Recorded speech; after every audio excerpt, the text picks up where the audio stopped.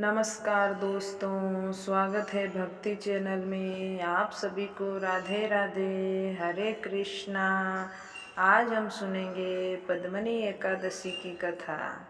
पद्मनी एकादशी पुरुषोत्तम मास में आती है।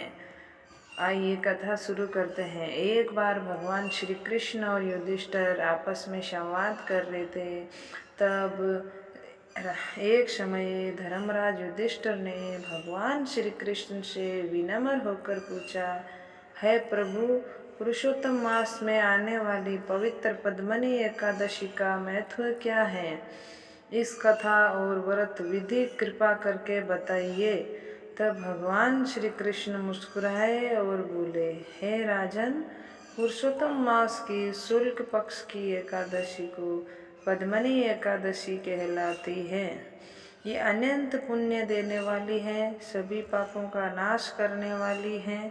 इसकी कथा सुनने मात्र से ही मनुष्य को पुण्य प्राप्त होता है। भगवान श्री कृष्ण बोले, प्राचीन समय में महिष्मती नगरी में कृतवीर्य नाम का एक राजा राज्य करते थे। उनके पास धन, वैभव और बड़ी सेना थी, लेकिन उनको कोई संतान सुख प्राप्त नहीं था। राजा और उनकी रानी पद्मिनी बहुत दुखी थे। एक दिन पद्मिनी ने कहा, स्वामी, यदि संतान नहीं है तो सारा वैभव किस काम का? हमें भगवान की भक्ति और तप करना चाहिए। तब राजा और रानी वन में चले गए और कठोर तपस्या करने लगे। कई वर्षों तक उन्होंने भगवान विष्णु की आराधना की, लेकिन फिर भी उन्हें वरदान नहीं मिला। एक दिन वह महान पतिव्रता माता अनुसैया आई। रानी पद्मिनी ने उनके चरणों में प्रणाम किया और अपनी पीड़ा बताई। माता अनुसैया बोली, हे पुत्री, पुरुषोत्तम मास के शुक्ल पक्ष की पद्मिनी एकादशी का व्रत करो। इस व्रत के प्रभाव से भगवान स्वयं प्रसन्न होंगे।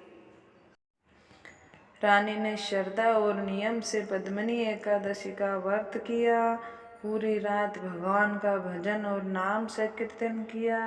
व्रत से प्रसन्न होकर भगवान विष्णु प्रकट हुए। बोले, भगवान विष्णु की जय। बोले, हे देवी, मैं तुम्हारी भक्ति से प्रसन्न हूँ, वर मांगो। रानी ने हाथ जोड़कर कहा, प्रभु, हमें एक तेजस्वी पुत्र का आशीर्वाद दीजिए। भगवान ने तथास्तु कहा। कुछ समय बाद रानी को एक महान पराक्रमी पुत्र प्राप्त हुआ। वह आगे चलकर सहर्ष भाव अर्जुन कहलाया। भगवान श्री कृष्ण ने युधिष्ठिर से कहा, हे राजन, जो मनुष्य श्रद्धा से पद्मिनी एकादशी का व्रत करता है, उसके सभी दुख दूर होते हैं, भगवान विष्णु की कृपा प्राप्त होती है। ये सुनकर युधिष्ठिर अत्यंत प्रसन्न हुए और बोले, प्रभु, आपकी कृपा से आज मुझे इस महान व्रत का महत्व ज्ञात हुआ। बोलिए पद्मिनी एकादशी की जय। बोले श्री कृष्ण भगवान की जय। बोलिए भगवान विष्णु की जय। बोलिए पुरुषोत्तम मास की जय। हरि बोल, हरि बोल। कहानी अच्छी लगी तो लाइक करें, शेयर करें, सब्सक्राइब करें, कमेंट में जय श्री कृष्णा जरूर लिखें।